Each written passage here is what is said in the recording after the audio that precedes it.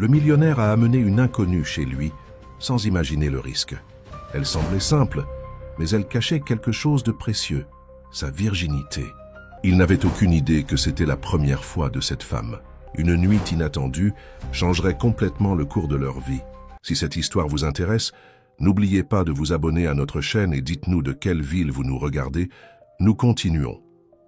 La galerie d'art pulsait sous la présence de l'élite parisienne en cette soirée de vernissage. Mathieu Laroche ajusta sa cravate italienne faite sur mesure, un geste automatique qu'il répétait toujours lorsqu'il se sentait légèrement mal à l'aise. À 42 ans, l'entrepreneur immobilier était déjà habitué à ce genre d'événements. En fait, il constituait une partie fondamentale du jeu des apparences qu'il maîtrisait avec brio. Le cocktail exclusif ne réunissait que des invités, soigneusement sélectionnés. Des personnes que Mathieu connaissait d'autres cercles sociaux tout aussi restreints. Toutes les conversations suivaient un scénario prévisible. Affaires, politique, art comme investissement. Rien qui ne sorte du script qu'il connaissait par cœur. Tenant une coupe de champagne à laquelle il avait à peine touché, Mathieu circulait dans la pièce avec l'aisance de quelqu'un qui avait grandi dans ce milieu, bien que ce ne fût pas la vérité. Son empire avait été construit sur les cendres d'une entreprise familiale au bord de la faillite, héritage d'un père qui n'avait pas su s'adapter au changement du marché. De Marseille à Paris, du déficit au milliard, Mathieu avait transformé l'incrédulité en admiration. C'est alors que ses yeux se posèrent sur quelque chose de différent. Parmi les femmes impeccablement apprêtées et les hommes en costume coûteux, une silhouette détonnait subtilement. Non par son apparence, elle était vêtue avec une élégance discrète, mais par son attitude. Immobile devant une toile, abstraite, une femme d'une trentaine d'années semblait complètement indifférente au bourdonnement social qui l'entourait. Mathieu s'approcha, intrigué. Elle ne détourna pas son regard de l'œuvre, pas même une seconde, lorsqu'il s'arrêta à ses côtés. Ses yeux parcouraient la toile avec une attention presque technique, comme si elle déchiffrait chaque coup de pinceau. Pour la première fois depuis longtemps, Mathieu se sentit ignoré, et cela le fascina. « Que pensez-vous de l'œuvre » demanda-t-il, brisant le silence entre eux. Elle se tourna calmement, ses yeux noisettes rencontrant les siens sans cette lueur de reconnaissance, à laquelle il était habitué. « Techniquement intéressante » répondit-elle simplement, « mais je préfère quand l'art naît de la nécessité, pas de la spéculation. » La réponse le prit au dépourvu. Il n'y avait là aucune trace de la flatterie habituelle, aucune tentative. De l'impressionner. « Vous travaillez dans l'art » questionna-t-il, sincèrement curieux. « Je suis restauratrice, ici au musée, » répondit-elle, et un petit sourire apparut sur ses lèvres. « Et vous devez être Mathieu Laroche. J'ai vu votre photo sur le carton d'invitation. » Il sourit en retour, appréciant son honnêteté. « Coupable. Mais vous avez l'avantage. Sur moi, je ne connais toujours pas votre nom. »« Hélène, » répondit-elle simplement, sans offrir de nom de famille. « Et maintenant, si vous m'excusez, je dois vérifier quelques œuvres dans l'aile est. » Avec un signe de tête poli, elle s'éloigna, laissant Mathieu avec une sensation qu'il n'avait pas éprouvée depuis longtemps, celle que quelque chose avait échappé à son contrôle. Dans les jours qui suivirent, l'image d'Hélène ne quitta pas son esprit. La façon dont elle observait l'art, sa franchise déconcertante, l'absence d'affectation, tout en elle représentait un contraste avec le monde artificiel dans lequel il vivait immergé. Après une semaine de réflexion, Mathieu prit une décision. Exécutive, il fit un généreux don au musée. Le prétexte était parfait. En tant que bienfaiteur, il avait des raisons légitimes de visiter l'institution. C'est ainsi que, par un après-midi tranquille, il la retrouva. Hélène était concentrée sur la restauration d'une petite toile du XIXe siècle, ses mouvements précis et délicats, tandis qu'elle travaillait. « Je suis venu mieux connaître le travail de restauration du musée », annonça-t-il sa présence. « Puisque j'ai fait un don, j'ai pensé qu'il était important de comprendre où l'argent sera utilisé. » Hélène leva les yeux de son travail, un sourire ironique jouant sur ses lèvres. « Bien sûr, » répondit-elle, sans lâcher le pinceau qu'elle tenait. Et cette soudaine préoccupation pour la préservation de l'art n'a rien à voir avec notre conversation lors du vernissage. Mathieu se sentit exposé, mais d'une façon qui ne le dérangeait pas. Et si nous en discutions autour d'un « café ?» proposa-t-il, se surprenant lui-même par la simplicité de l'invitation. Hélène l'étudia un moment, comme si elle évaluait ses véritables intentions. Finalement, elle acquiesça légèrement. D'accord, mais pas de restaurant cher ou d'endroits à la mode. Je connais une petite cafétéria près d'ici qui sert un café bien meilleur que n'importe lequel de ces établissements prétentieux. C'était la première fois depuis des années que quelqu'un dictait les règles à Mathieu Laroche, et étonnamment, cela ne le dérangeait pas le moins du monde. Tandis qu'il l'observait ranger son matériel de travail, il réalisa qu'il était sur le point d'entrer dans un territoire inconnu. Un territoire où son argent et son influence ne lui garantiraient pas le contrôle auquel il était habitué. La cafétéria était exactement comme Hélène l'avait décrite. Petite, accueillante et sans prétention, l'arôme du café fraîchement moulu emplissait l'atmosphère, se mêlant au son doux du jazz qui jouait en fond sonore. Mathieu observa, tandis qu'elle saluait la propriétaire par son nom. Manifestement une cliente habituelle. Ils choisirent une table discrète au fond de l'établissement. Hélène commanda un café filtre et un croissant, tandis que Mathieu, habitué au menu sophistiqué, décida de suivre sa suggestion. Le contraste entre eux était évident, lui dans son costume italien sur mesure, elle dans ses vêtements simples mais élégants, avec de petites taches de peinture sur les mains qui racontaient son histoire professionnelle. « Alors, monsieur Laroche, commença-t-elle après la première gorgée de café, pourquoi tant d'intérêt pour une simple restauratrice d'art ?»« Mathieu, corrigea-t-il doucement, et peut-être est-ce justement cette simplicité qui m'intrigue. Vous êtes différente de toutes les personnes que j'ai l'habitude de rencontrer. » Hélène rit, un son authentique qui le prit par surprise. « Différente parce que je n'essaie pas de vous impressionner ou d'obtenir quelque chose en échange. Ce doit être difficile dans votre monde de distinguer l'intérêt sincère de l'opportunisme. » Sa franchise le désarmait. C'était comme si Hélène parvenait à voir à travers les couches de protection qu'il avait construites au fil des ans. « Vous n'avez pas idée, » admit-il, goûtant le café, qui était vraiment exceptionnel. « Parfois, je me demande si les gens voient au-delà de mon patrimoine. »« Et parfois, vous-même oubliez qu'il existe quelque chose au-delà » rétorqua-t-elle, ses yeux noisettes fixés sur les siens, provocateurs, mais non hostiles. Mathieu se sentit exposé, mais d'une manière étonnamment confortable. « Vous avez un don pour poser des questions embarrassantes. Cela fait partie de mon travail, » expliqua-t-elle, cassant un morceau de son croissant. « Pour restaurer une œuvre, je dois voir au-delà de la surface, comprendre les couches, les histoires qu'elles portent. Les personnes ne sont pas très différentes. » La conversation s'écoula naturellement, dérivant vers des sujets moins personnels. Hélène parla de son travail, ses yeux brillants lorsqu'elle décrivait le processus méticuleux de restauration, la satisfaction de redonner vie à des œuvres oubliées. Mathieu se surprit fasciné non seulement par ses paroles, mais par la passion avec laquelle elle s'exprimait. « Et vous ?»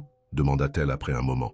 « Comment un entrepreneur du secteur immobilier a-t-il développé un intérêt pour l'art ?» Mathieu hésita un instant, réfléchissant à sa réponse. « Cela a commencé comme un investissement, » admit-il. « Mais au fil du temps, j'ai appris à apprécier au-delà de la valeur commerciale. Bien que, il sourit, manifestement pas avec la même profondeur que vous. Au moins, vous êtes honnête ? » « À ce sujet, » commenta Hélène, consultant discrètement sa montre, « je dois retourner au musée. J'ai une restauration importante à terminer. » Quand elle fit mine de payer sa part, Mathieu fit un geste pour l'en empêcher. « S'il vous plaît, permettez-moi. » En remerciement pour la meilleure tasse de café que j'ai bu depuis des années. Hélène sembla réfléchir un moment avant d'accepter. « D'accord, mais la prochaine fois, s'il y a une prochaine fois, je choisis l'endroit et je paie l'addition. »« Prochaine fois ?» demanda Mathieu, ressentant une attente qu'il n'avait pas éprouvée depuis longtemps. « Peut-être, » répondit-elle avec un petit sourire. « Cela dépend si vous êtes réellement intéressé à connaître la personne au-delà de la restauratrice ou si ce n'est qu'une distraction momentanée de votre monde des affaires. » Avant qu'il ne puisse répondre, elle était déjà debout. « Merci pour le café, Mathieu. C'était intéressant. » Mathieu l'observa quitter la cafétéria, sa silhouette délicate disparaissant parmi les passants de la rue animée. Il resta là quelques minutes de plus, savourant les dernières gorgées, du café et une sensation nouvelle, celle que, pour la première fois depuis longtemps, il n'était pas en contrôle de la situation. Et étonnamment, cela ne le dérangeait pas. Sur le chemin du retour vers son bureau, il se surprit à penser aux paroles d'Hélène sur le fait de voir au-delà de la surface. Combien de lui-même avait-il enfoui sous des couches et des couches de réussite professionnelle ? Et pourquoi l'idée que quelqu'un puisse éplucher ses couches le laissait-elle si troublé et en même temps si intrigué? Les semaines suivantes apportèrent une nouvelle routine dans la vie méthodique de Mathieu Laroche. Ses visites au musée devinrent fréquentes, toujours avec une excuse liée à son récent don. Le personnel était désormais habitué à le voir circuler dans les couloirs, trouvant invariablement son chemin jusqu'à l'atelier de restauration où travaillait Hélène. Un de ces après-midi, il la trouva complètement absorbée par la restauration d'une ancienne peinture religieuse de la période baroque. Ses mouvements étaient précis, presque chirurgicaux, tandis qu'elle retirait des couches de vernis assombries qui cachaient les détails originaux de l'œuvre. « C'est impressionnant comme vous parvenez à redonner vie à quelque chose qui semblait perdu », commenta Mathieu après l'avoir observé en silence pendant quelques minutes. Hélène ne sursauta pas à sa présence. D'une certaine façon, elle savait toujours quand il était là. « C'est un processus délicat », répondit-elle, sans détourner les yeux de son travail. « Chaque œuvre a sa propre histoire, ses propres cicatrices. Le secret est de ne pas essayer de les effacer complètement, mais de les comprendre et de les intégrer à la restauration. » Mathieu perçut qu'il y avait quelque chose au-delà de la technique dans ses paroles. « Vous parlez comme si chaque tableau était une personne. » « D'une certaine façon, ils le sont. » Elle leva enfin les yeux vers lui, un sourire doux sur ses lèvres. « Chaque œuvre porte les marques du temps, des expériences, des choix qui ont été faits. Certaines personnes essaient de cacher leurs propres marques sous des couches et des couches de vernis social. » Le regard qu'elle lui adressa indiqua clairement que l'analogie n'était pas fortuite.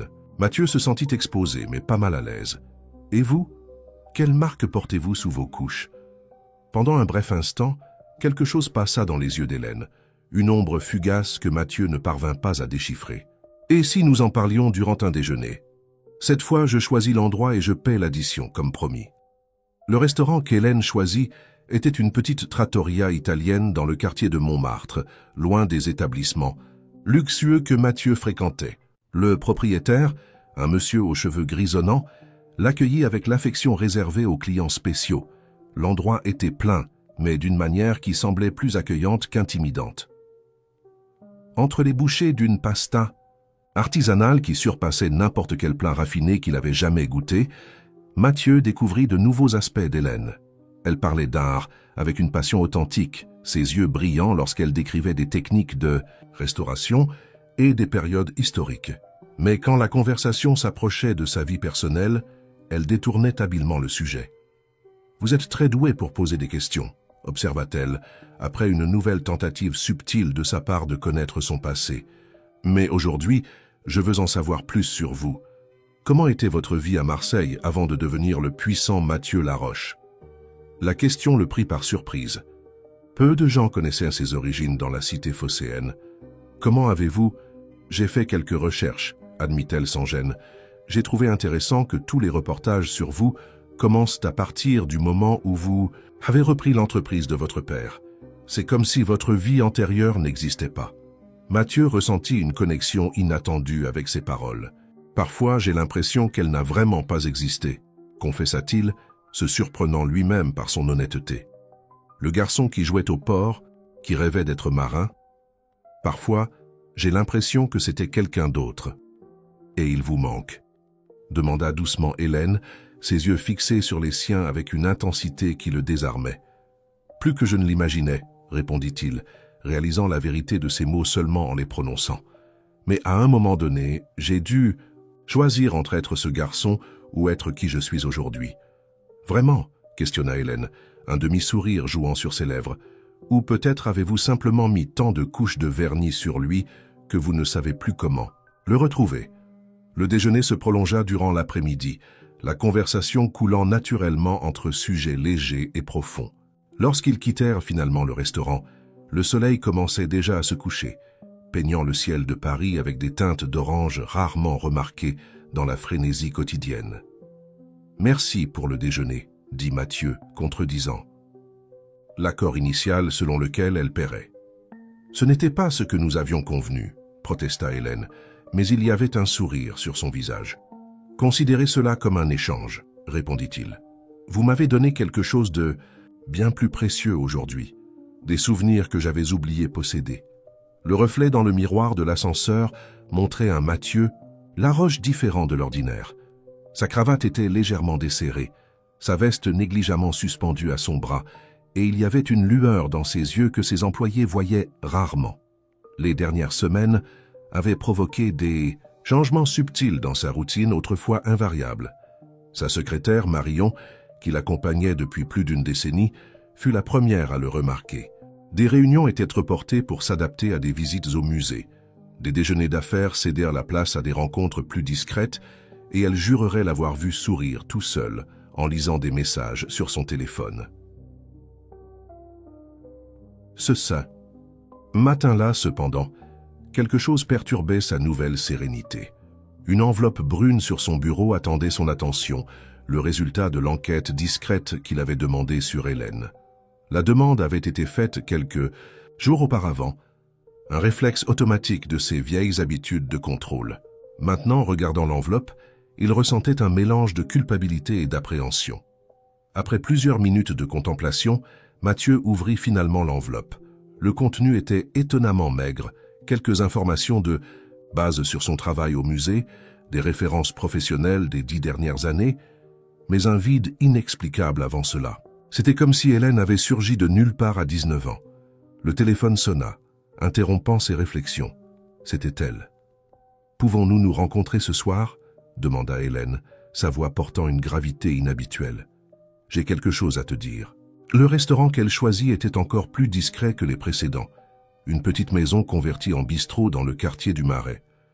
Hélène l'attendait déjà à une table au fond, ses mains inquiètes jouant avec sa serviette, un geste nerveux qu'il n'avait jamais vu chez elle auparavant. « Tu as fait enquêter sur mon passé », dit-elle dès qu'il s'assit, sans détour. Ce n'était pas une question. Mathieu sentit son estomac se nouer. « Comment as-tu... »« J'ai mes propres contacts », l'interrompit-elle, sa voix calme mais ferme. « Des personnes qui m'avertissent quand quelqu'un commence à poser des questions, sur moi. C'était inévitable que cela arrive, j'imagine. Le contrôle est une partie fondamentale de qui tu es. » Hélène, Non, elle leva la main, le faisant taire. « Laisse-moi parler, tu n'as presque rien trouvé, n'est-ce pas? Et cela a dû te laisser encore plus intrigué. » Le puissant Mathieu Laroche, habitué à avoir accès à toutes les informations qu'il désire, se retrouvant face à un mystère qu'il ne parvient pas à déchiffrer. Il y avait un mélange de douleur et de défi dans sa voix qui le fit se recroqueviller intérieurement. « Je n'aurais pas dû faire ça, » admit-il. C'était une erreur. En effet, acquiesça-t-elle, mais peut-être était-ce nécessaire. Parce que maintenant je dois prendre une décision, continuer à maintenir mes défenses ou te faire suffisamment confiance pour te dire la vérité. Le serveur s'approcha pour prendre leur commande, mais Hélène le congédia d'un geste, aimable. Mathieu comprit que cette soirée ne serait pas consacrée au dîner. « T'es-tu déjà demandé pourquoi j'ai choisi de travailler dans la restauration ?» continua-t-elle, après un moment de silence. « Pourquoi je consacre ma vie à récupérer des œuvres que d'autres considèrent comme perdues, à révéler des vérités cachées sous des couches de temps et de négligence ?» Mathieu se contenta de secouer la tête, sentant que n'importe quel mot de sa part pourrait briser le moment de révélation qui approchait. « Parce que c'est ce qui est arrivé à ma propre histoire, » poursuivit Hélène, ses yeux fixés sur un point distant. « Elle a été recouverte, cachée, presque effacée. Mais comme dans les œuvres que je restaure, les marques originales sont toujours là, sous la surface. Et parfois, quand on s'y attend le moins, elles commencent à apparaître. » Elle le regarda enfin directement, ses yeux portant une intensité qui lui coupa le souffle. « Mon nom n'a pas toujours été Hélène, et l'histoire que je vais te raconter, maintenant, pourrait complètement changer la façon dont tu me vois. Es-tu prêt pour cela ?» Mathieu tendit la main par-dessus la table, touchant doucement ses doigts. « Je suis prêt à te connaître, la vraie toi. » Hélène respira profondément, comme quelqu'un qui se prépare à plonger dans des eaux profondes. Tout a commencé. À Marseille, curieusement dans la même ville où ton histoire a commencé. Mais pendant que tu construisais ton empire, moi, j'apprenais à disparaître.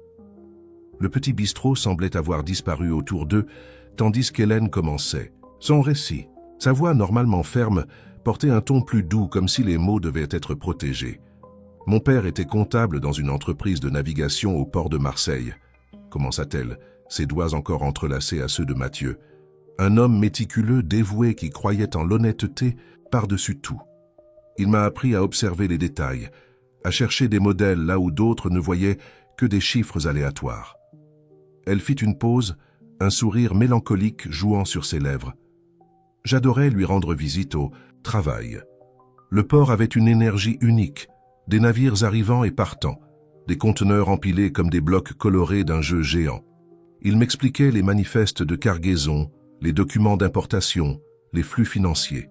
Pour une adolescente, tout cela semblait fascinant. Mathieu remarqua qu'elle parlait de son père au passé, mais garda le silence, respectant le rythme de ses révélations. C'est justement cette attention aux détails qui a tout déclenché, poursuivit Hélène, son regard distant comme si elle revivait ses souvenirs. Mon père a commencé à remarquer de subtiles divergences dans les registres, des valeurs qui ne correspondaient pas, des cargaisons qui apparaissaient dans les documents mais pas dans les conteneurs, des œuvres d'art déclarées à des valeurs bien inférieures à celles du marché. Elle retira sa main de celle de Mathieu pour prendre une gorgée d'eau, ses doigts tremblant légèrement. Au début, il pensait que c'était simplement des erreurs administratives, mais plus il enquêtait, plus il réalisait qu'il y avait un schéma, un système sophistiqué impliquant des acquisitions fictives et des œuvres d'art de contrebande. Et il l'a dénoncé, compléta doucement Mathieu, commençant à comprendre. Hélène acquiesça. Il a rassemblé des preuves pendant des mois, tout documenté méticuleusement. Quand il a été sûr, il a apporté les informations aux autorités compétentes. Sa voix faiblit légèrement. Une semaine plus tard, j'ai reçu un appel à l'école. Mon père avait subi un accident au port. Mathieu sentit son cœur se serrer. Il comprenait maintenant le vide dans les registres la concernant, la raison de sa discrétion, son travail dans la restauration d'art. Ma mère, elle n'était plus avec nous depuis quelques années, continua Hélène. Mais il y avait une amie à elle, Martine, qui avait toujours gardé contact. C'est elle qui m'a aidé à fuir. En quelques heures, j'ai dû tout laisser derrière moi, ma maison, mes amis, mes souvenirs. Tu n'avais que 15 ans, murmura Mathieu, horrifié à l'idée d'une adolescente forcée à une telle situation. Oui, j'ai passé les années suivantes à me déplacer de ville en ville, apprenant à être invisible. Martine m'a aidé avec de nouveaux documents, une identité différente. Hélène n'était pas mon nom de naissance, mais c'est devenu qui je suis. Elle leva les yeux, rencontrant ceux de Mathieu avec une intensité qui lui coupa le souffle. Durant cette période, j'ai découvert que l'art avait un pouvoir unique de guérison. Restaurer des œuvres endommagées par le temps est devenu une façon de me restaurer moi-même. Chaque pièce que je récupérais était comme un morceau de ma propre histoire étant préservée.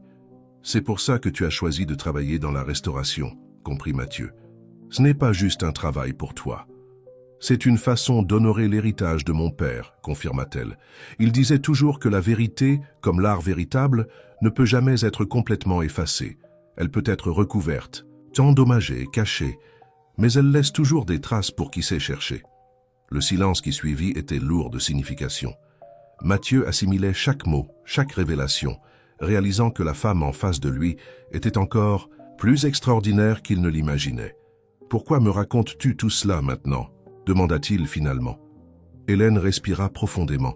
« Parce que pour la première fois depuis longtemps, j'ai le sentiment d'avoir trouvé quelqu'un en qui je peux avoir confiance. Et parce que... » Elle hésita brièvement. « Parce qu'il y a des signes que le passé commence à me rattraper. La semaine dernière, un homme est venu au musée poser des questions sur moi, montrant une vieille photo. Mathieu sentit son instinct protecteur s'éveiller immédiatement. « Tu es en danger ? Peut-être, admit-elle, ou peut-être ne sont-ce que des fantômes du passé, mais il faut que tu comprennes dans quoi tu t'engages en te rapprochant de moi. Ma vie n'est pas simple, Mathieu. Je porte des secrets qui peuvent être dangereux. » Il tendit la main à nouveau, serrant la sienne fermement. « Alors nous les affronterons ensemble. Tu n'es plus seule, Hélène. » Elle sourit, mais il y avait une ombre d'inquiétude dans ses yeux. « Tu ne sais pas combien cela signifie pour moi. Mais cela me fait peur aussi, parce que maintenant j'ai de nouveau quelque chose à perdre. » Les jours qui suivirent la révélation d'Hélène apportèrent des changements significatifs dans la vie de Mathieu. Son bureau au sommet de l'immeuble d'entreprise, autrefois symbole de pouvoir isolé, devint un point d'observation stratégique. Discrètement, il mobilisa son équipe de sécurité pour surveiller le musée et, assurer la protection d'Hélène sans qu'elle ne le sache. Un matin particulièrement agité, Marion entra dans son bureau avec une expression préoccupée. « Monsieur Laroche, il y a quelque chose que vous devez voir, » dit-elle, lui remettant un dossier. « L'audit que vous avez demandé sur les anciens contrats de l'entreprise, nous avons trouvé quelques incohérences. » Mathieu feuilleta les documents, son front se plissant progressivement.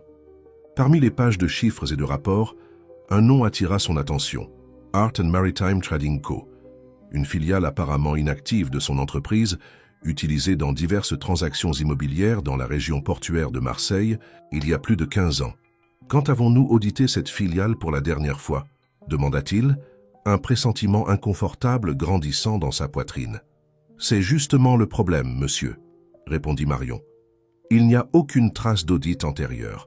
L'entreprise semble n'avoir été utilisée que pour quelques transactions spécifiques pendant la gestion de votre père, puis elle est restée dormante. » Mathieu se renversa dans son fauteuil, des souvenirs d'une époque tumultueuse revenant à son esprit. C'était la période où son père luttait pour maintenir l'entreprise à flot, acceptant des partenariats et des affaires qui maintenant, avec le recul, semblaient de plus en plus suspects. Son téléphone vibra. Un message d'Hélène. « Je dois te voir. J'ai découvert quelque chose dans la restauration qui pourrait tout changer. » Dans l'atelier de restauration, Hélène travaillait sur une toile expressionniste, partie d'une collection récemment donnée au musée. Ses yeux brillaient avec une intensité que Mathieu connaissait déjà. C'était le regard qu'elle avait quand elle trouvait quelque chose de significatif. « Regarde ça », dit-elle dès qu'il s'approcha, pointant vers un détail presque imperceptible dans la peinture. Ce symbole ici, caché sous des couches de peinture, est identique à une marque que mon père utilisait dans ses documents personnels. Mathieu se pencha pour mieux observer. C'était un dessin abstrait, qui pourrait facilement passer pour un élément décoratif de l'œuvre, mais qui avait une précision géométrique qui contrastait avec le style expressionniste du reste de la peinture. « J'ai commencé à examiner d'autres œuvres de la même collection, » continua Hélène, sa voix basse mais excitée. « J'ai trouvé des motifs similaires dans plusieurs d'entre elles. Ce sont comme des codes, des informations cachées dans l'art lui-même. Une façon d'enregistrer les données du système que ton père a découvert, » conclut Mathieu, sentant son cœur s'accélérer. « Utilisant des œuvres d'art comme un registre occulte, » Hélène acquiesça. « Exactement. Et il y a plus. Toutes ces œuvres sont passées par le port de Marseille, à la même époque où mon père a fait sa dénonciation. La documentation d'importation, » Elle hésita, regardant Mathieu avec inquiétude. « Toutes mentionnent une entreprise appelée Art and Maritime Trading Co. » Le sang de Mathieu se glaça. La coïncidence était impossible à ignorer. « Hélène, » commença-t-il, sa voix grave, « je dois te dire quelque chose. Cette entreprise, c'était une filiale de ma société. » Le silence qui suivit fut assourdissant. Hélène fit un pas en arrière, ses yeux écarquillés par la révélation. « Qu'est-ce que tu dis ?» « C'était de l'époque de mon père, » s'empressa d'expliquer Mathieu. « Je viens de le découvrir aujourd'hui. Quand j'ai repris l'entreprise, elle était déjà pratiquement en faillite. J'ai dû tout reconstruire à partir de zéro. Mais maintenant, » il passa sa main dans ses cheveux, un geste de frustration. « Maintenant, je me rends compte qu'il peut y avoir une connexion que je n'avais jamais imaginée. » Hélène assimilait l'information, ses mains tremblant légèrement. « Alors nos passés sont plus entrelacés que nous ne le pensions. » « Je te jure que je ne savais rien de tout ça, » dit Mathieu, faisant un pas vers elle. « Et je vais utiliser toutes les ressources que j'ai pour découvrir la vérité. » Avant qu'Hélène ne puisse répondre, la porte de l'atelier s'ouvrit. C'était Charles, l'autre restaurateur du musée, son visage pâle d'inquiétude. « Hélène, » dit-il, sa voix urgente, « il y a un homme à l'accueil. Il a une photo de toi, d'avant. » La peur traversa le visage d'Hélène, mais fut rapidement remplacée par la détermination. « Je ne peux plus fuir, » dit-elle, regardant Mathieu. « Il est temps d'affronter le passé. » Mathieu prit sa main, la serrant doucement. « Pas seul, pas cette fois. » Charles ferma rapidement la porte de l'atelier, son visage habituellement serein marqué par l'inquiétude. « L'homme a dit qu'il était un détective privé, » expliqua-t-il à voix basse. « Mais il y a quelque chose d'étrange chez lui. Je l'ai déjà vu avant, observant le musée. » Hélène échangea un regard significatif avec Mathieu. « Comment est-il » demanda-t-elle, sa voix contrôlée malgré la tension évidente. Grand, environ 50 ans, cheveux grisonnants, décrivit Charles, puis il hésita avant d'ajouter « Et il a mentionné ton père ». Le visage d'Hélène pâlit légèrement, mais sa posture resta ferme. C'est alors que Charles fit quelque chose d'inattendu. Il sortit de sa poche une petite clé USB et la lui donna. « Je pense qu'il est temps que tu saches », dit-il doucement. « Je ne suis pas seulement un restaurateur, je suis le fils de Robert. Mercier, qui était auditeur des finances publiques. Il a également découvert des irrégularités dans les importations du porc, à la même époque que ton père. » La révélation tomba comme un coup de tonnerre dans le petit atelier. Hélène porta la main à sa bouche, reconnaissant le nom. « Robert Mercier, mon père a mentionné ce nom dans les documents qu'il a laissés. » Charles acquiesça. Nos pères travaillaient ensemble, enquêtant sur le même système. Quand il a appris ce qui était arrivé à ton père, le mien a aussi dû disparaître. Il s'est éloigné pour me protéger. Mathieu observait la scène avec attention, les pièces du puzzle commençant à s'emboîter. « C'est pour ça que tu travailles ici, » conclut-il. « Tu enquêtes aussi. »« Depuis des années, je suis des pistes, connectant des points, » confirma Charles. « J'ai obtenu une place au musée parce que je savais que les œuvres d'art étaient une partie fondamentale du système. Et quand Hélène est arrivée, il sourit tristement. J'ai reconnu les schémas dans son histoire, même si elle n'a jamais révélé sa véritable identité. » Hélène tenait la clé USB comme si c'était quelque chose de précieux et dangereux à la fois. « Qu'y a-t-il là-dedans ?»« Tout ce que mon père a pu rassembler, » répondit Charles. « Documents, registres, photos, y compris des preuves concernant Art and Maritime Trading Co. Il a tout gardé, attendant le bon moment. » Un bruit dans le couloir les fit tous sursauter. Mathieu se positionna immédiatement près de la porte, tandis que Charles rangeait rapidement quelques documents qu'il tenait. « Nous devons sortir d'ici, » dit Mathieu avec urgence. « Ma maison a une sécurité privée. Nous pourrons analyser ces informations tranquillement là-bas. » Hélène regarda les œuvres qu'elle était en train de restaurer, particulièrement la toile expressionniste avec les codes cachés. « Je ne peux pas laisser ces œuvres ici. S'ils se rendent compte de ce que nous avons découvert, je m'en occupe, » assura Charles. « J'ai l'autorisation de transférer des pièces au laboratoire de conservation au sous-sol. Je les garderai en sécurité. » Mathieu avait déjà son téléphone en main, mobilisant son équipe de sécurité. « Y a-t-il une sortie par l'arrière » demanda-t-il à Charles. « Mieux que ça, » répondit le restaurateur, se déplaçant vers une grande armoire de matériel. D'un mouvement précis, il révéla une porte discrète, partiellement cachée. Passage de service. Il mène à la rue latérale, où se trouvent les fournisseurs. Hélène rassembla rapidement son sac et quelques documents personnels, tandis que Mathieu coordonnait avec son équipe par téléphone. Avant de sortir, elle se tourna vers Charles. « Pourquoi ne m'as-tu rien dit avant ?» Le restaurateur sourit, gentiment. « Pour la même raison que tu as gardé ton secret. Parfois, le silence est la meilleure protection. Mais maintenant, il regarda significativement la clé USB dans sa main. Maintenant, il est temps que la vérité éclate. » Quand Hélène et Mathieu émergèrent dans la rue latérale, une voiture discrète les attendait déjà. Tandis qu'ils s'éloignaient du musée, Hélène regarda la clé USB dans ses mains, puis Mathieu. « Tu es sûr de vouloir t'impliquer là-dedans » demanda-t-elle. « Ton nom, ton entreprise. » Mathieu l'interrompit avec douceur. « Mon entreprise a été utilisée dans ce système sans ma connaissance. S'il y a un lien avec ce qui est arrivé à ton père, avec le père de Charles, je dois savoir. Pas seulement pour toi, mais pour moi aussi. » Hélène acquiesça, serrant fort la clé USB. Alors il est temps de découvrir combien du passé est encore vivant dans le présent. Le penthouse de Mathieu dans le 16e arrondissement, avec sa vue panoramique de Paris, lui donnait normalement une sensation de contrôle.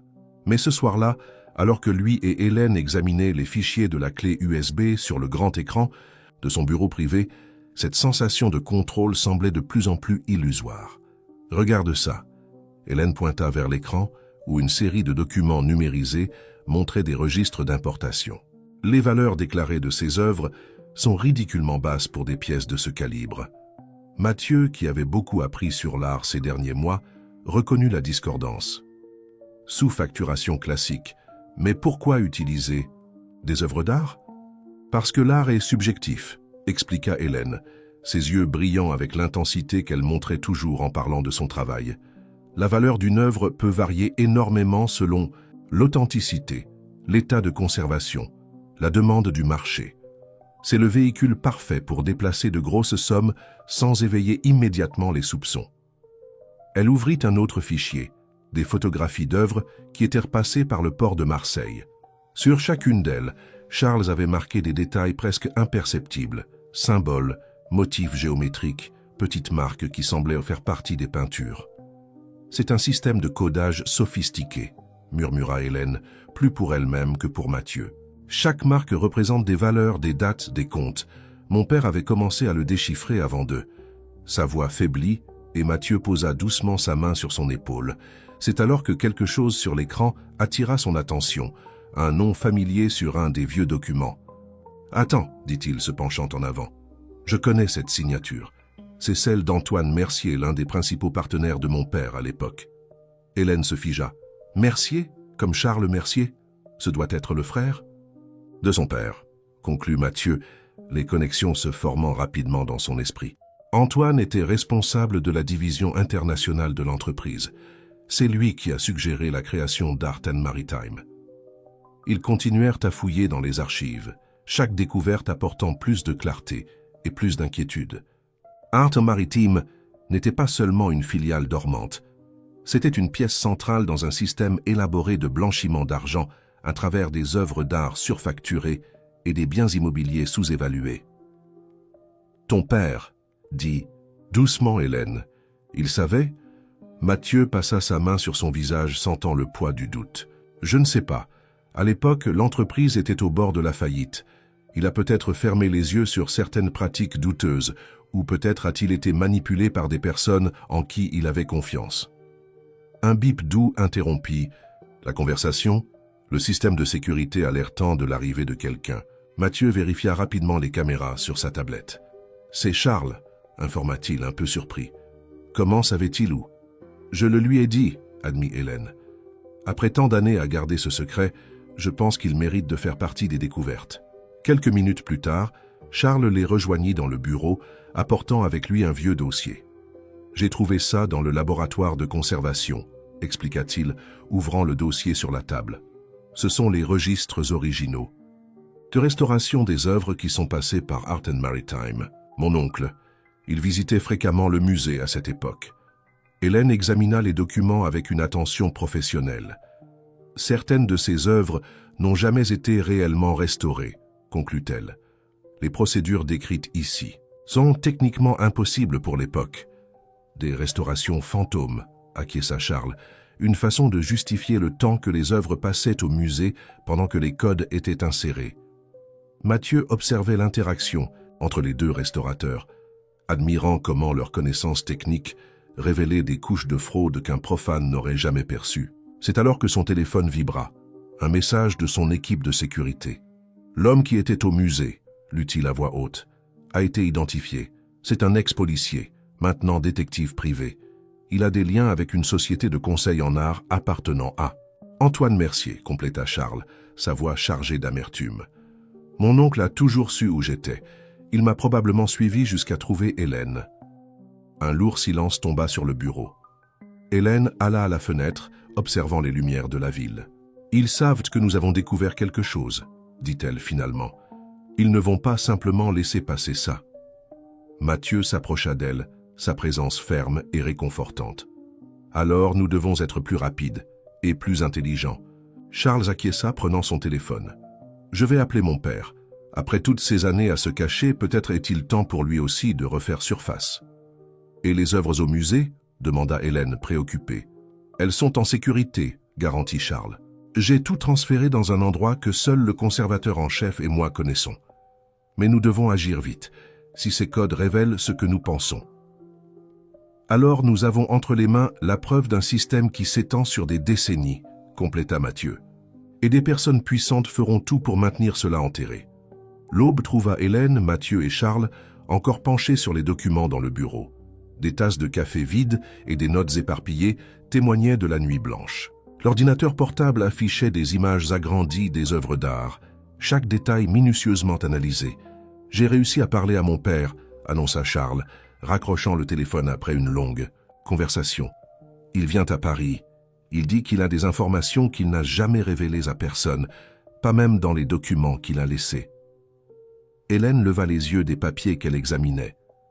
C'est risqué pour lui de s'exposer, ainsi après tant de temps.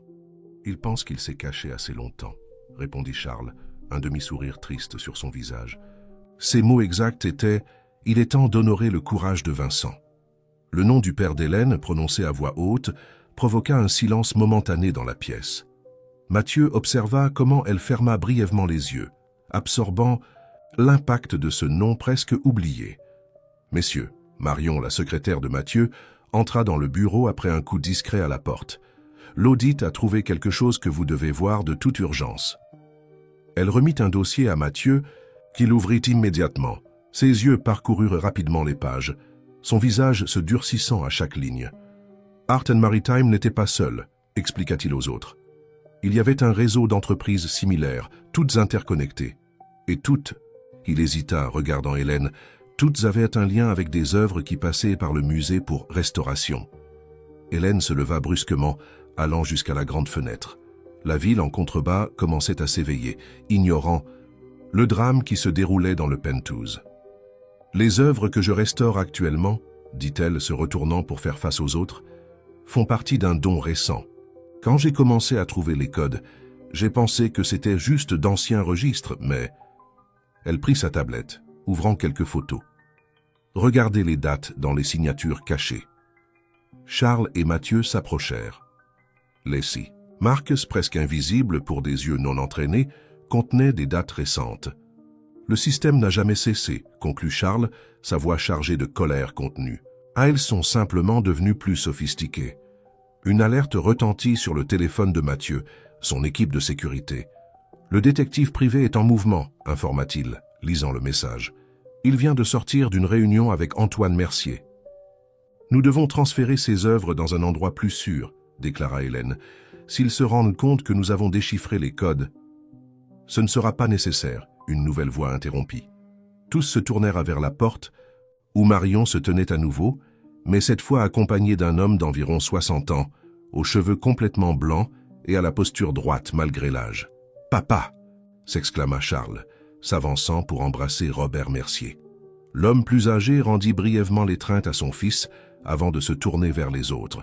Ses yeux s'attardèrent sur Hélène, une lueur de reconnaissance et d'émotion apparaissant en eux. « Tu ressembles beaucoup à ton père, dit-il doucement. Vincent serait fier de voir la femme que tu es devenue. » Hélène sentit ses jambes faiblir légèrement et Mathieu s'approcha instinctivement pour lui donner son soutien. Robert Mercier marcha jusqu'à la table, observant les documents éparpillés. « Je vois que vous avez déjà découvert beaucoup, » commenta-t-il. « Mais il y a quelque chose que je dois vous montrer. » Il sortit de sa poche un petit objet qui ressemblait à une clé USB ancienne. « Ceci contient la clé pour comprendre tout le système de code dans les œuvres. Ton père, il regarda Hélène, a développé une méthode brillante pour tout documenter sans laisser de traces évidentes. Pourquoi n'avez-vous pas utilisé ces informations avant ?» demanda Charles, une pointe d'accusation dans sa voix. Robert soupira lourdement. Parce que seule, elle n'aurait pas été suffisante. Nous avions besoin de quelqu'un qui puisse réellement comprendre les œuvres d'art, qui puisse voir les modèles comme Vincent les voyait. Et nous avions besoin, il regarda significativement Mathieu, de quelqu'un avec assez de pouvoir pour affronter les personnes impliquées. Mathieu redressa les épaules, sentant le poids de cette responsabilité. Mon entreprise a été utilisée dans ce système. J'ai autant d'intérêt que vous à exposer la vérité.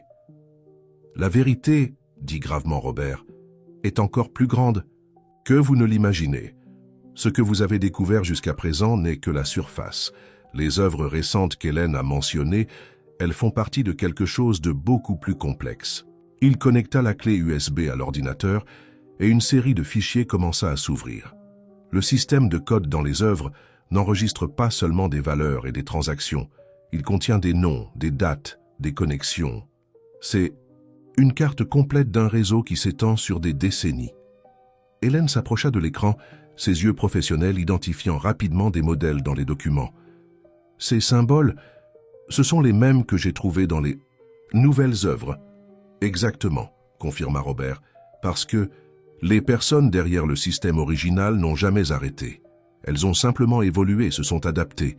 Et maintenant, une nouvelle alerte retentit sur le téléphone de Mathieu, interrompant l'explication. Son expression changea en lisant le message. « Qu'est-ce qu'il y a ?»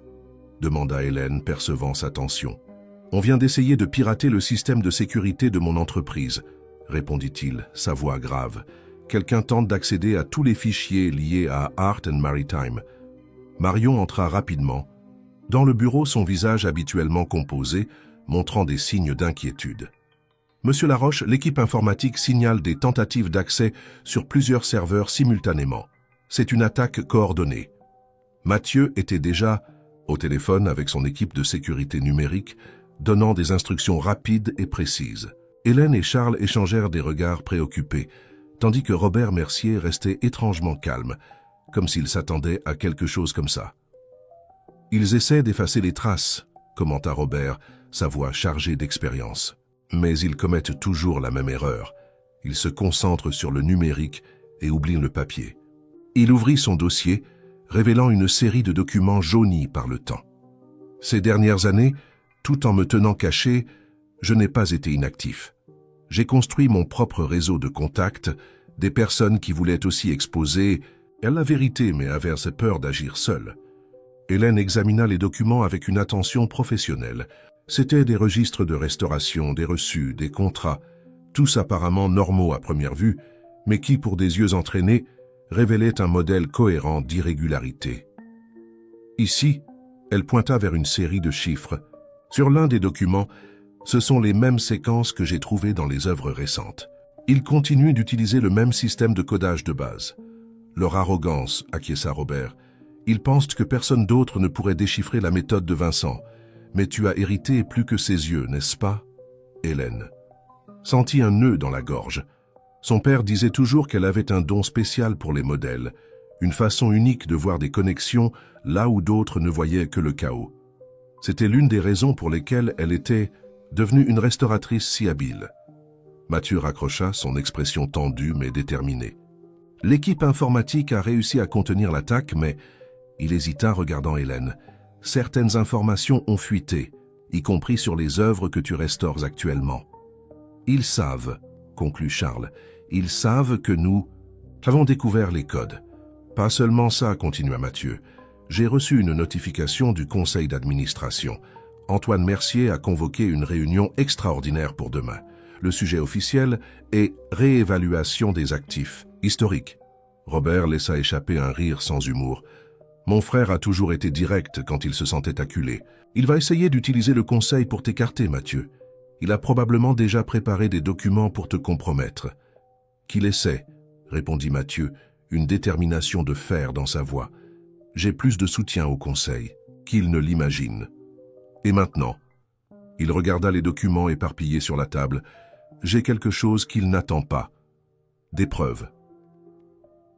Hélène s'approcha de la fenêtre à nouveau, observant la ville maintenant complètement éveillée. Le soleil du matin projetait de longues ombres entre les bâtiments, créant un jeu de lumière et d'obscurité qui rappelait les couches de peinture qu'elle enlevait dans son travail. « Les œuvres au musée », dit-elle soudainement, se retournant vers les autres.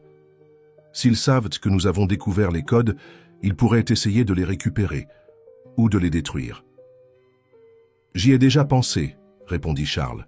« J'ai appelé le conservateur en chef dès mon arrivée. Il a accepté de transférer toutes les œuvres suspectes dans le coffre-fort principal du musée, sous prétexte d'une analyse technique spéciale. » Mathieu consulta sa montre. « La réunion du conseil est demain à 10 heures. Nous devons organiser toutes ces informations d'ici là. Robert, votre présence à la réunion serait impossible. » L'homme plus âgé l'interrompit. « Apparaître publiquement maintenant serait une erreur stratégique, mais, il sourit légèrement, je peux préparer un témoignage vidéo, avec tous les détails que j'ai gardés ces dernières années. » Hélène s'assit à la table, commençant à organiser méthodiquement les documents. « Nous avons besoin de plus que des preuves documentaires, » dit-elle. « Nous devons montrer comment le système fonctionne dans les œuvres actuelles. Je peux préparer une présentation technique, démontrant les codes et leur évolution au fil du temps. Et moi, ajouta Charles, Je peux prouver comment le système de restauration du musée a été manipulé pour accommoder ces opérations. Mathieu observa ce groupe improbable, uni par des circonstances extraordinaires. Une restauratrice qui portait l'héritage de son père, un homme qui avait passé des années caché cherchant la justice, son fils qui n'avait jamais abandonné la vérité, et lui-même, l'entrepreneur qui avait découvert que son empire avait des fondations qui devaient être exposées à la lumière. « Marion », appela-t-il sa secrétaire, « annulez tous mes rendez-vous d'aujourd'hui et préparez la salle de conférence. Nous aurons besoin de beaucoup d'espace et d'une totale confidentialité. » Tandis que la secrétaire sortait pour exécuter ses ordres, Mathieu se tourna vers Hélène, qui continuait à organiser les documents avec la même précision qu'elle appliquait dans ses restaurations. « Tu es sûr de vouloir faire ça ?» demanda-t-il doucement. « Une fois que nous aurons présenté ces preuves, il n'y aura pas de retour en arrière. » Hélène leva les yeux vers lui et Mathieu vit en eux la même détermination qui l'avait fasciné depuis leur première rencontre. « À la galerie. Pour la première fois en 15 ans, répondit-elle, je ne fuis plus. Je restaure, pas seulement. » La salle de conférence de La Roche Entreprise s'était transformée en un centre d'opération improvisé. Sur les murs de verre, maintenant couverts par des stores pour garantir la confidentialité, Hélène avait fixé des reproductions agrandies des œuvres d'art, avec leurs codes cachés mis en évidence, sur des transparents superposés. « Le système est brillant dans sa simplicité, » expliquait-elle, pointant vers différentes marques sur les peintures. Chaque motif géométrique correspond à un type spécifique de transaction. Les couleurs et les positions indiquent des valeurs et des dates. C'est comme un langage visuel complexe, mais parfaitement logique quand on connaît les paramètres. Charles complétait l'analyse avec les registres de restauration, montrant comment les dates et les procédures étaient manipulées pour correspondre au système. Mathieu, quant à lui, corrélait ces informations avec les mouvements financiers d'Art, Maritime et d'autres entreprises impliquées. Marion entra dans la salle en portant une autre bouteille d'eau. « Monsieur Laroche, le département juridique a envoyé les documents que vous avez demandés. » Et elle hésita brièvement. « Il y a une journaliste qui insiste pour vous parler. Elle dit avoir des informations sur Antoine Mercier. » Mathieu échangea un regard avec Robert qui acquiesça discrètement. « Quel est son nom ?»« Béatrice Champ, du journal économique, » répondit Marion. « Je la connais, » commenta Robert. « Elle a essayé d'enquêter sur l'affaire il y a quelques années, mais n'a pas obtenu assez de preuves. Elle est fiable. » Mathieu réfléchit un moment. « Fixez un rendez-vous pour ce soir, dans un lieu neutre. Mais d'abord, nous devons terminer. Ceci. » Hélène observait l'une des œuvres les plus récentes, son visage concentré pour déchiffrer chaque détail. « Il y a quelque chose de différent ici, » murmura-t-elle, plus pour elle-même que pour les autres. Les motifs ont subtilement changé dans les dernières pièces. Charles s'approcha pour examiner. « Tu as raison. C'est comme si... » Il prit d'autres documents, comparant rapidement, comme s'il préparait quelque chose de plus grand. Robert, qui revisait ses notes dans un coin, leva la tête. Les dates correspondent à la période où Antoine a commencé à étendre ses affaires à l'international. Il a ouvert des galeries à Londres et à New York, étendant le système globalement, conclut Mathieu, sentant le poids de la découverte. C'est pour ça qu'ils sont si pressés d'essayer de nous arrêter. Ce n'est pas seulement à propos du passé, ce sont des opérations en cours. Hélène continuait d'étudier les œuvres, son regard professionnel, captant des nuances que d'autres pourraient manquer. C'est alors que quelque chose attira son attention dans l'une des peintures les plus récentes. « Mathieu » appela-t-elle, sa voix tendue. « Regarde ça, la signature de l'artiste. Ce n'est pas juste une signature. » Tous s'approchèrent tandis qu'elle pointait une séquence presque microscopique de symboles entrelacés à la signature du peintre. « Ce sont des coordonnées, » expliqua-t-elle, « et une date, la semaine prochaine. Je pense qu'ils ont documenté la prochaine transaction directement dans l'œuvre. »« Un transfert international, » compléta Charles, analysant les codes. « Des valeurs importantes, d'après le modèle utilisé. » Mathieu prit immédiatement son téléphone, mais Robert l'arrêta. « Non, » avertit l'homme plus âgé. « Si nous alertons les autorités maintenant, ils auront le temps de couvrir leurs traces. Nous devons attendre jusqu'à la réunion du Conseil. »« Et s'ils réalisent la transaction avant ?» questionna Mathieu. « Ils ne le feront pas, » répondit Hélène avec certitude. Le système dépend du fait que les œuvres soient au bon endroit, avec les bonnes marques, et les principales pièces sont en sécurité dans le coffre du musée. Une alerte sonna sur le téléphone de Charles, un message du conservateur en chef du musée, son visage pâli en le lisant. « Qu'est-ce qu'il y a ?» demanda Hélène, remarquant son expression. « Antoine Mercier vient d'arriver au musée, informa-t-il, avec une ordonnance judiciaire pour examiner les œuvres du dernier don. Il prétend s'inquiéter de l'authenticité des pièces. » Le groupe échangea des regards, comprenant la gravité de la situation. Ils étaient dans une course contre la montre, et l'adversaire venait de faire son mouvement. « Combien de temps avant qu'il ne découvre que les œuvres ne sont pas dans les galeries ?» demanda Mathieu. « Des minutes, » répondit Charles. « Le conservateur va essayer de le retarder, mais... »« Alors nous devons accélérer nos plans, » décida Hélène, se tournant vers les preuves éparpillées dans la salle. « Nous devons finir de tout documenter aujourd'hui.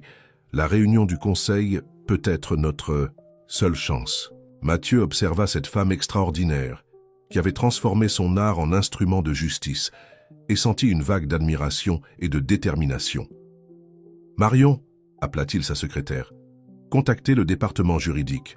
Je veux que nos meilleurs avocats révisent chaque document d'ici demain matin. » Robert commença à organiser ses notes. « Je vais enregistrer mon témoignage maintenant.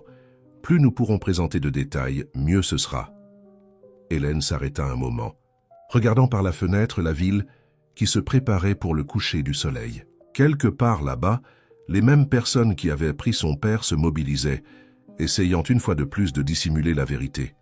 « Ils n'y arriveront pas, » murmura-t-elle, retournant au travail avec une détermination renouvelée. Pas, cette fois. Le café Montmartre, au cœur du quartier Saint-Germain, était presque vide à cette heure de la nuit. À une table discrète au fond, Mathieu et Hélène rencontrèrent Béatrice Champ, une journaliste d'une quarantaine d'années aux yeux vifs et un carnet usé entre les mains. « Je vous remercie de me recevoir », commença-t-elle, après les salutations initiales. « J'enquête sur Antoine Mercier depuis des années, mais j'ai toujours rencontré des impasses, jusqu'à maintenant. » Elle ouvrit son ordinateur portable, révélant une série de documents. « Il y a 3 mois, j'ai reçu une dénonciation anonyme concernant ces galeries internationales. Le schéma d'acquisition, les valeurs déclarées, tout indiquait des irrégularités, mais il manquait quelque chose de concret, une preuve définitive. » Hélène observait les informations avec un intérêt professionnel. « Les galeries ne sont que la partie visible, » commenta-t-elle. « Le véritable système est dans les œuvres elles-mêmes. » Béatrice se pencha en avant, intriguée. « Comment ça, Mathieu ?» Et Hélène échangèrent des regards, décidant silencieusement de ce qu'ils pouvaient révéler. Ce fut Hélène qui prit la décision. « Ce que je vais vous montrer doit rester confidentiel jusqu'à demain, » dit-elle, ouvrant sa propre tablette. « Après cela, l'histoire sera la vôtre. » Pendant l'heure qui suivit, Hélène expliqua le système de code montrant comment les œuvres d'art étaient utilisées pour documenter des transactions illicites. Béatrice prenait des notes frénétiquement, posant occasionnellement des questions précises qui démontraient sa compréhension de la complexité de l'affaire. « C'est bien plus grand que ce que j'imaginais », admit finalement la journaliste. « Ce n'est pas seulement une question de blanchiment d'argent, c'est tout un système de comptabilité parallèle, opérant à la vue de tous depuis des décennies. Et il reste actif, » ajouta Mathieu. « Les œuvres les plus récentes montrent qu'ils étendent l'opération à l'international. » Béatrice ferma son carnet, son visage sérieux. « Vous savez que dès que cela sera rendu public, il y aura des représailles. Des personnes puissantes seront exposées. »« C'est pourquoi nous avons besoin de vous, » répondit Hélène. « Demain, lors de la réunion du conseil, nous présenterons toutes les preuves. Mais nous devons garantir que l'histoire ne sera pas étouffée. » « Vous pouvez compter sur moi, » assura Béatrice. « J'ai des contacts dans des médias internationaux. Une fois que l'histoire éclatera, il sera impossible de la contenir. » Pendant qu'ils discutaient des derniers détails, le téléphone de Mathieu vibra. Un message de Charles. Antoine a quitté le musée. Il était furieux de ne pas trouver les œuvres. Il convoque une réunion d'urgence avec ses avocats. Hélène lut le message par-dessus l'épaule de Mathieu, son corps se tendant instantanément. Ils vont tenter quelque chose avant la réunion du conseil, Béatrice observait l'interaction des deux avec un intérêt journalistique. « Vous formez un duo intéressant », commenta-t-elle, l'entrepreneur et la restauratrice découvrant un système international de fraude à travers l'art, Mathieu. Sourit légèrement, sa main trouvant celle d'Hélène sous la table. Parfois, les meilleures associations naissent des contrastes. Et parfois, ajouta Hélène, une lueur déterminée dans ses yeux, il faut tout déconstruire ce que nous connaissons pour trouver la vérité. En quittant le café, la nuit parisienne était étonnamment claire, les étoiles visibles malgré la pollution lumineuse de la ville. Béatrice suivit son propre chemin, prête à préparer la bombe journalistique qui exploserait le lendemain. Dans la voiture, en route vers le penthouse de Mathieu où il continuerait les préparatifs pour la réunion, Hélène restait pensive. « Quoi penses-tu » demanda doucement Mathieu. « À la façon dont la vie fait des détours » répondit-elle regardant par la fenêtre. « J'ai passé tant de temps à me cacher, à essayer d'être invisible. Et maintenant tu es sur le point d'exposer l'un des plus grands systèmes de fraude du pays, » compléta-t-il. Hélène se tourna vers lui, ses yeux brillants d'un mélange de détermination et de vulnérabilité. « Ce n'est pas seulement ça. Pour la première fois en 15 ans, je sens que je peux être vraiment moi-même, sans masque, sans peur. » Mathieu gara la voiture dans le garage de l'immeuble, mais ne fit pas mine de sortir. « Tu as changé ma vie, tu sais ?» dit-il, sa voix chargée d'émotion. « Tu m'as fait voir au-delà des apparences, au-delà du contrôle que je pensais devoir avoir sur tout. Et tu m'as donné la force d'arrêter de fuir, » répondit-elle, se penchant pour l'embrasser doucement. Le moment de tendresse fut interrompu par un nouveau message sur le téléphone de Mathieu. C'était Marion. Urgent, tentative d'intrusion dans le système de sécurité de l'immeuble, protocole d'urgence activé. Les deux échangèrent un regard, la réalité de la situation revenant avec force.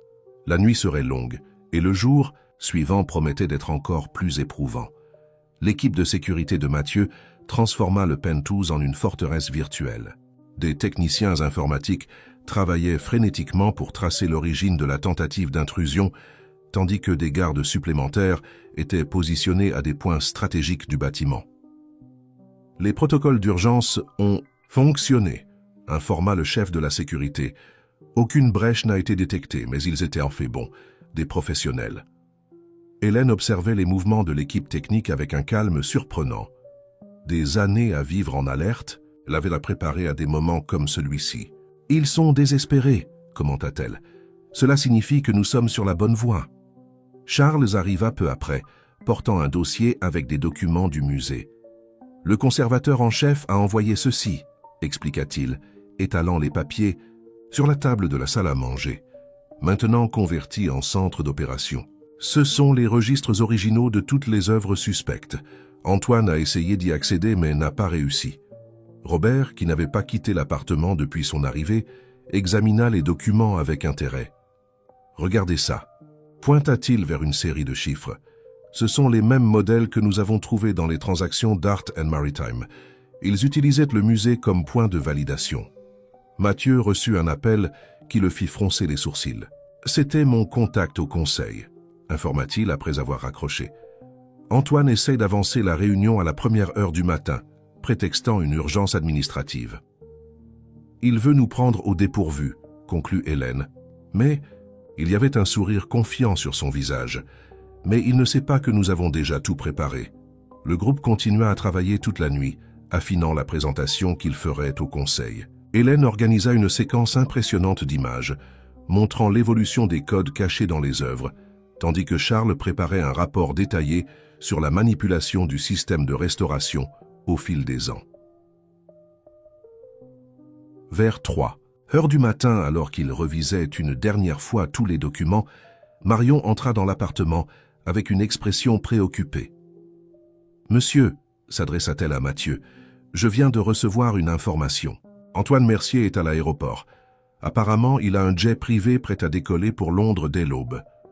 Il va essayer de finaliser la transaction que nous avons trouvée codée dans la dernière œuvre, » déduisit rapidement Hélène. « S'il parvient à transférer les valeurs avant la réunion. »« Il n'y parviendra pas, » l'interrompit Mathieu, prenant son téléphone.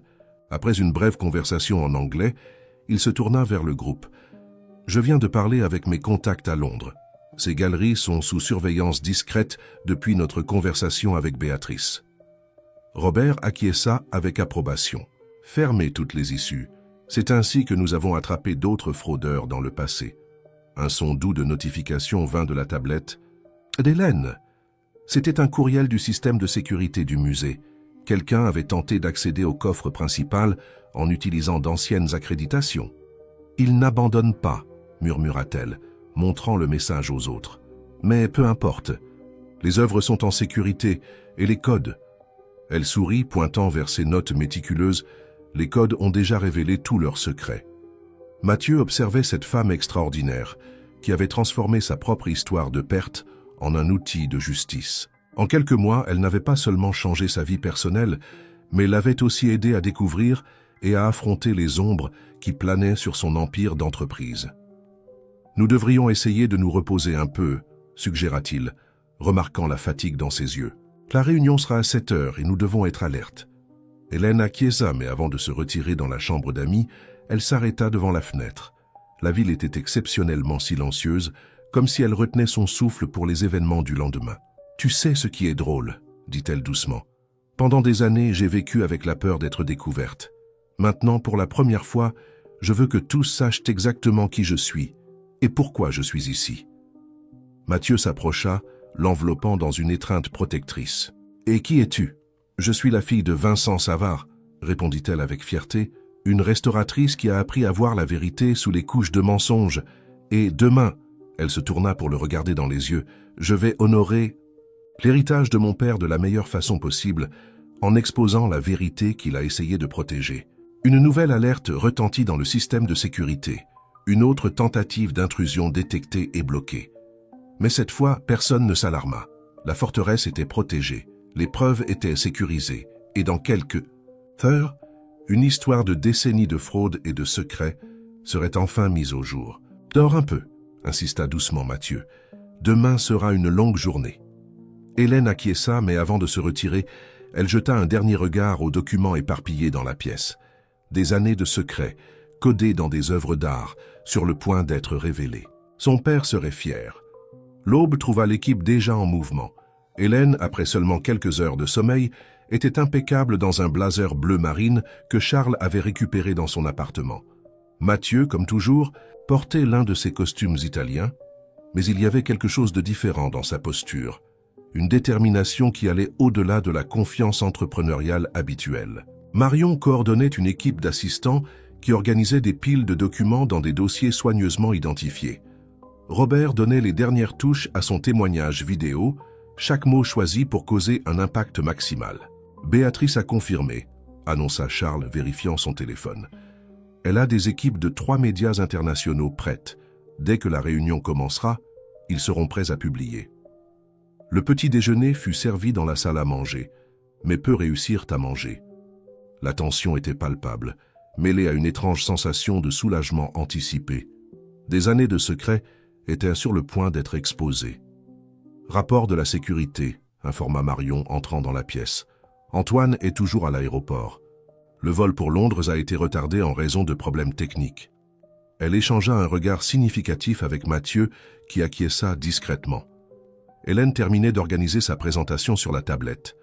Les images des œuvres, avec leurs codes cachés maintenant mis en évidence dans des superpositions numériques, racontaient une histoire claire, de décennies de fraude sophistiquée. « C'est incroyable », murmura-t-elle, plus pour elle-même que pour les autres. Comment quelque chose d'aussi complexe peut sembler si évident une fois qu'on sait quoi chercher?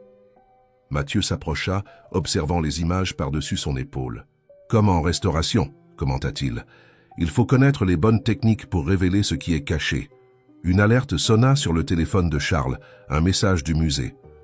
Le conservateur vient de faire la dernière vérification. Les œuvres sont sécurisées, et il a 2 équipes qui surveillent le coffre. Robert, qui était resté silencieux pendant un certain temps, parla finalement. « Vous rendez-vous compte qu'après aujourd'hui, rien ne sera plus comme avant. Pas seulement pour Antoine et ses associés, mais pour nous tous. » Hélène leva les yeux de son travail. « Je sais. Pour la première fois en 15 ans, je vais pouvoir utiliser mon vrai nom. Je vais pouvoir parler de mon père sans peur. Et moi, ajouta Mathieu, je vais reconstruire l'héritage de mon entreprise sur des fondations propres, pas sur des secrets enterrés. » Marion interrompit le moment avec plus de mise à jour. Les membres du conseil commencent à arriver au bâtiment de l'entreprise. Et, elle hésita brièvement, Antoine a finalement quitté l'aéroport. Il est en route. La nouvelle agit comme un catalyseur. Le groupe commença à rassembler ses matériaux, chaque document, chaque preuve soigneusement vérifiée une dernière fois. La présentation fut transférée sur des dispositifs de sauvegarde, précaution contre toute tentative de sabotage numérique. Avant de partir, Hélène demanda un moment. Elle alla à la fenêtre, observant la ville qui était devenue son refuge, et serait maintenant le théâtre de sa rédemption. Mathieu la suivit, comprenant son besoin d'un dernier moment de réflexion. « Tu es prête ?» demanda-t-il doucement. Elle se tourna pour lui faire face, ses yeux brillants d'un mélange d'émotions. Détermination, appréhension, espoir. Tu sais ce que mon père disait toujours. La vérité est comme une œuvre d'art. Elle peut être cachée, endommagée, même oubliée. Mais une fois restaurée, sa beauté est impossible à nier. Mathieu prit sa main, entrelaçant ses doigts aux siens. Alors, restaurons cette vérité ensemble. Le groupe quitta le Penthouse dans 2 voitures différentes, par précaution. Dans l'ascenseur, Hélène fit une dernière vérification sur sa tablette, où l'image d'une des œuvres restaurées brillait à l'écran. Les codes cachés, maintenant si clairs pour elle, semblaient pulser avec l'urgence de la vérité prête à être révélée. « C'est étrange », commenta-t-elle à Mathieu pendant qu'il descendait, « comme la vie imite parfois l'art. Toutes ces couches de secrets, attendant le moment propice pour remonter à la surface. « Et tu es la restauratrice parfaite pour révéler ces couches », répondit-il, son ton chargé d'admiration et d'affection. Quand les voitures quittèrent le garage, le soleil était déjà haut dans le ciel de Paris. En moins d'1 heure, une histoire de décennies de fraude, d'art et de rédemption commencerait à être racontée, et rien ne serait plus comme avant. La salle du conseil de La Roche Entreprise était complètement remplie lorsque Mathieu et Hélène entrèrent. Les conseillers, normalement dispersés en conversations informelles avant les réunions, maintenaient un silence tendu. À l'extrémité opposée de la table, Antoine Mercier était déjà assis, son visage un masque de calme étudié. Charles et Robert attendaient dans une salle adjacente, prêts à entrer au moment opportun. La présence de Robert serait l'élément surprise qui pourrait complètement déséquilibrer le jeu. « Messieurs les conseillers », commença Mathieu, sa voix ferme résonnant dans la salle, « je vous remercie pour votre présence à cette réunion extraordinaire. Avant que M. Mercier ne présente son ordre du jour, j'ai des questions urgentes qui doivent être discutées. » Antoine se pencha légèrement en avant. « Mathieu, je crois qu'il y a un ordre à suivre. En tant que demandeur de la réunion, l'ordre sera maintenu, » l'interrompit doucement Mathieu. « Mais en tant que PDG de cette entreprise, j'ai la prérogative de présenter des questions de gouvernance prioritaires. Et croyez-moi, messieurs, ce que j'ai à montrer est prioritaire. » Hélène connecta sa tablette au système de projection. La première image qui apparut à l'écran était l'une des œuvres récemment données au musée, apparemment une innocente peinture expressionniste. Cette œuvre, commença-t-elle, sa voix professionnelle et assurée, fait partie d'une collection récemment donnée au musée d'art de Paris. À première vue, une pièce ordinaire, mais quand nous appliquons des techniques spécifiques d'analyse, l'image changea, révélant les marquages cachés qu'elle avait découverts. Antoine bougea inconfortablement sur sa chaise. « Ce que nous voyons, continua Hélène, est un système sophistiqué de codes utilisé pour enregistrer des transactions financières qui n'apparaissent dans aucun livre comptable officiel. » Des murmures commencèrent à s'élever parmi les conseillers. Mathieu prit la parole. « Ces derniers mois, nous avons découvert que notre filiale, Art and Maritime Trading Co., a été utilisée comme partie centrale d'un système de blanchiment d'argent qui s'étend sur des décennies. »« C'est ridicule », interrompit Antoine, son visage commençant à montrer des signes de tension. « Cette filiale est inactive depuis des années. Et qui est cette femme pour faire de telles accusations ?» C'était le moment qu'Hélène attendait. « Mon vrai nom est Claire Savard », annonça-t-elle, sa voix chargée d'émotions contenues. « Je suis la fille de Vincent Savard, le comptable qui a découvert ce système il y a 15 ans et a payé de sa vie pour avoir tenté de l'exposer. » L'impact de la révélation fut immédiat. Quelques conseillers plus âgés reconnurent le nom, se souvenant du scandale étouffé d'années auparavant. « Et je ne suis pas seul », continua Hélène. À son signal, Charles entra dans la salle, suivi par Robert Mercier. Le visage d'Antoine perdit toute couleur en voyant « Son frère, Robert », murmura-t-il incrédule. « Bonjour mon frère », répondit calmement Robert. « 15 ans, c'est long pour garder des preuves, n'est-ce pas ?» Durant les 2 heures suivantes, le groupe présenta une séquence dévastatrice de preuves. Hélène démontra comment le système de code dans les œuvres avait évolué au fil des ans, devenant toujours plus sophistiqué. Charles expliqua comment le processus de restauration était manipulé pour permettre l'insertion des marquages. Mathieu, quant à lui, présenta l'audit complet d'Art & Maritime, révélant comment l'entreprise de son père avait été utilisée à son insu. « Messieurs, » conclut-il, « je ne suis pas ici seulement en tant que PDG. Je suis ici comme quelqu'un qui a découvert que l'héritage de sa famille a été entaché par des fraudes et est déterminé à y remédier. » Antoine, qui était resté silencieux pendant une grande partie de la présentation, se manifesta finalement. « Vous n'avez aucune idée de ce que vous faites. Il y a des personnes puissantes impliquées. »« Nous savons exactement qui est impliqué, » l'interrompit Hélène, projetant une nouvelle image. « Chaque code dans les œuvres raconte une histoire. Nom, date, valeur, tout est là. » À ce moment, Marion entra discrètement dans la salle, remettant une note à Mathieu. Il lut rapidement et un petit sourire apparut sur son visage. « Messieurs, les conseillers, annonça-t-il. Je viens d'être informé que la police judiciaire est dans le hall du bâtiment. Apparemment, ils ont reçu une dénonciation détaillée concernant des fraudes impliquant des œuvres d'art. » Antoine se leva brusquement, mais des agents de sécurité étaient déjà positionnés aux portes. Il n'y avait nulle part où fuir. « Le jet privé pour Londres », commenta Hélène, presque avec désinvolture. « Ce n'était pas seulement un voyage d'affaires, n'est-ce pas? Les coordonnées dans la dernière œuvre, la date d'aujourd'hui. Tu es comme ton père, lança Antoine, sa contenance se brisant finalement. Tu ne sais pas quand te taire. Non, répondit-elle, se redressant. Je suis meilleur que mon père, parce que j'ai terminé ce qu'il a commencé. Les événements qui suivirent semblaient se dérouler au ralenti. Des officiers de la police judiciaire entrèrent dans la salle, présentant des mandats de perquisition.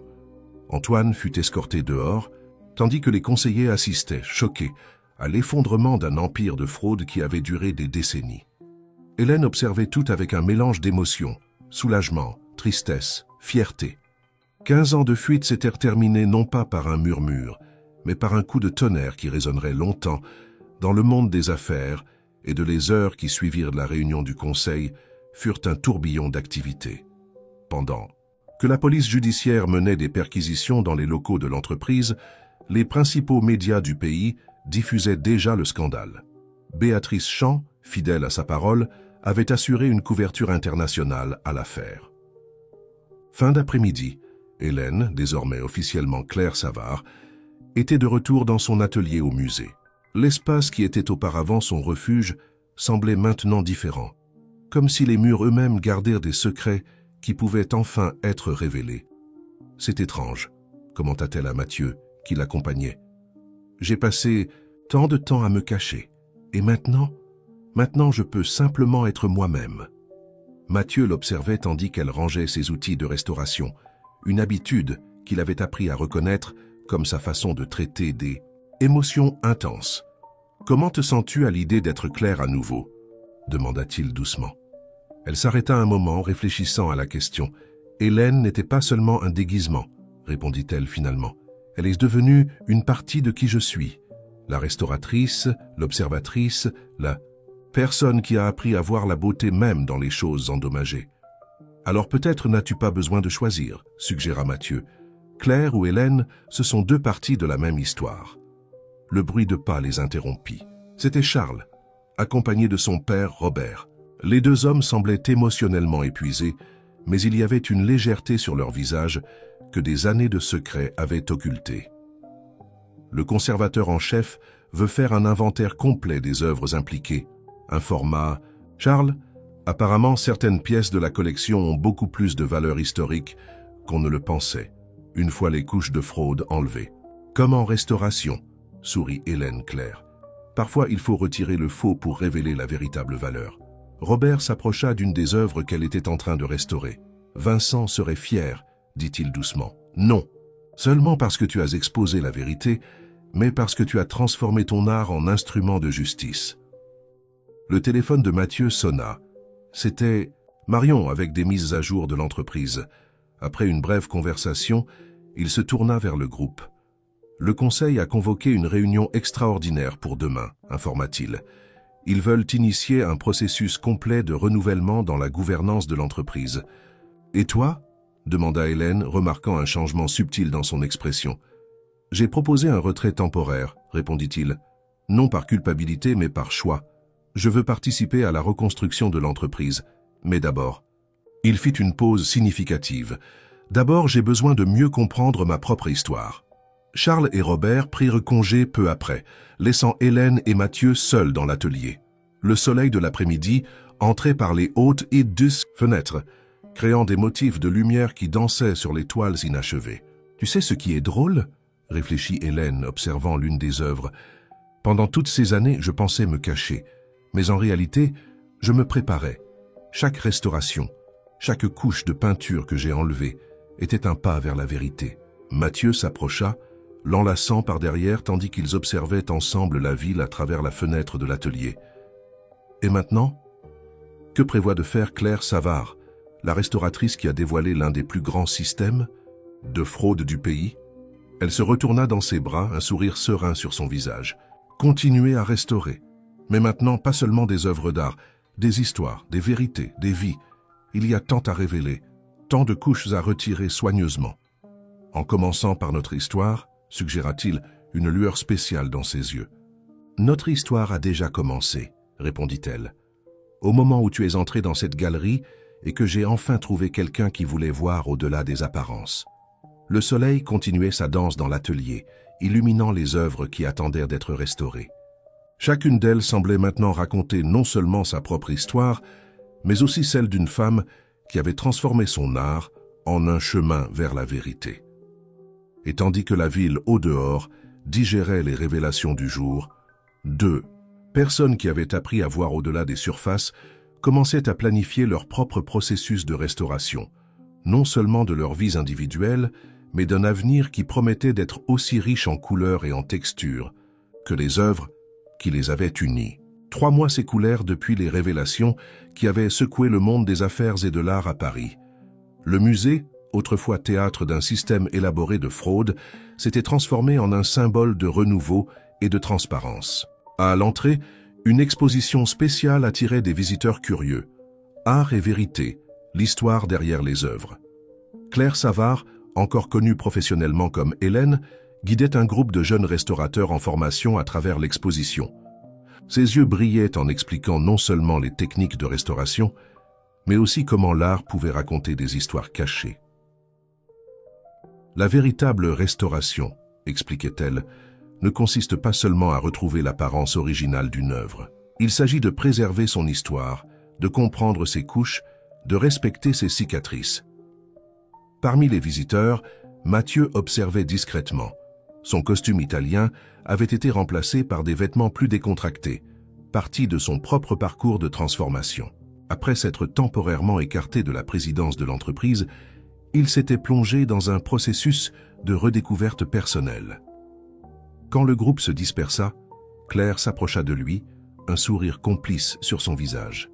« Tu as aimé le cours. C'est inspirant de te voir ainsi, » répondit-il, prenant sa main. « Complètement dans ton élément, partageant non seulement des connaissances, mais de la sagesse. » Le musée était devenu plus qu'un lieu de travail pour Claire. C'était un espace de guérison et de transformation. Après les révélations, de nombreux jeunes artistes et restaurateurs avaient recherché ses conseils, fascinés non seulement par ses compétences techniques, mais par son histoire de résistance et de révélation. Charles, maintenant directeur du département de restauration, les rejoignit en portant quelques documents. « Les résultats de l'analyse des dernières œuvres sont arrivés, » informa-t-il. « Vous n'allez pas croire ce que nous avons trouvé. Dans le laboratoire de restauration, maintenant équipé de technologies de pointe grâce à un don substantiel de la Fondation La Roche, Charles montra les découvertes. Certaines des œuvres impliquées dans le système étaient, en réalité, beaucoup plus précieuses qu'on ne le pensait. Non pas pour l'argent qu'elles avaient aidé à dissimuler, mais pour leur véritable valeur artistique et historique. C'est comme si elles avaient deux histoires, réfléchit Claire, examinant les analyses. Celle qui leur a été imposée et la véritable, qui attendait d'être découverte. En parlant de découverte, commenta Mathieu, le Conseil a approuvé le nouveau programme de gouvernance. Nous établissons un fonds spécifique pour soutenir des projets de préservation artistique et culturelle. Claire sourit, se rappelant comment tout avait commencé, avec un don apparemment fortuit au musée, fait par un entrepreneur tentant d'impressionner une restauratrice mystérieuse. La vie a un sens de l'humour intéressant, commenta-t-elle. Tu as fait ce premier don comme prétexte pour me voir, et maintenant? Et maintenant, nous faisons vraiment la différence, compléta Mathieu. Mais le prétexte a fonctionné, non? Charles se racla discrètement la gorge. Je vais vous laisser discuter. J'ai une réunion avec des chercheurs internationaux intéressés par notre nouvelle méthodologie d'analyse. Quand ils furent seuls, Claire conduisit Mathieu jusqu'à son espace de travail. Sur le chevalet, une œuvre petite mais significative attendait d'être restaurée. La première peinture qu'elle avait examinée quand elle avait commencé à découvrir les codes cachés.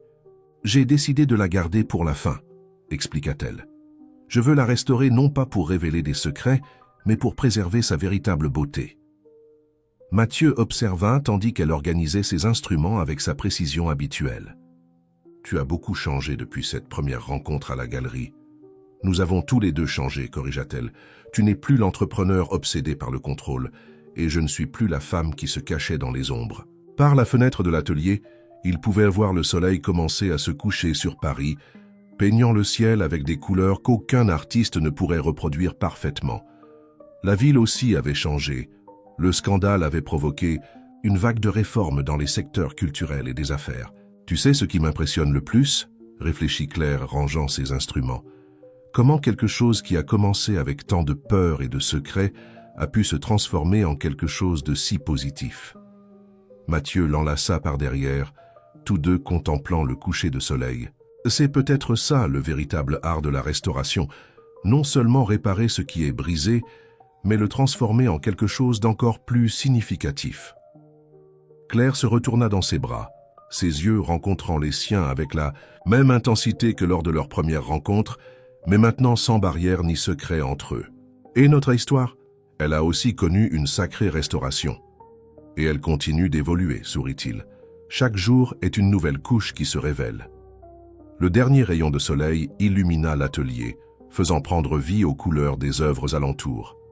C'était un moment d'harmonie parfaite, entre passé et présent, entre art et vie, entre deux personnes qui avaient appris que les meilleures histoires sont celles qui n'ont pas peur de révéler leurs vérités les plus profondes.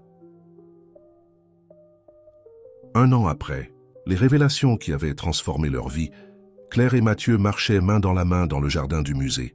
L'endroit avait subi une rénovation complète, partie du projet de transformation qui s'était étendu bien au-delà des murs de l'institution. L'ancien atelier de restauration était maintenant un centre d'excellence, attirant des chercheurs et des professionnels du monde entier. Claire, toujours connue professionnellement sous le nom d'Hélène, partageait son temps entre des restaurations complexes et la formation de nouveaux talents. Son histoire était devenue une inspiration pour de jeunes artistes et restaurateurs. « Parfois, je me surprends encore à chercher des codes cachés dans les œuvres », confessa-t-elle avec un sourire, tandis qu'il se dirigeait vers une zone spéciale du jardin.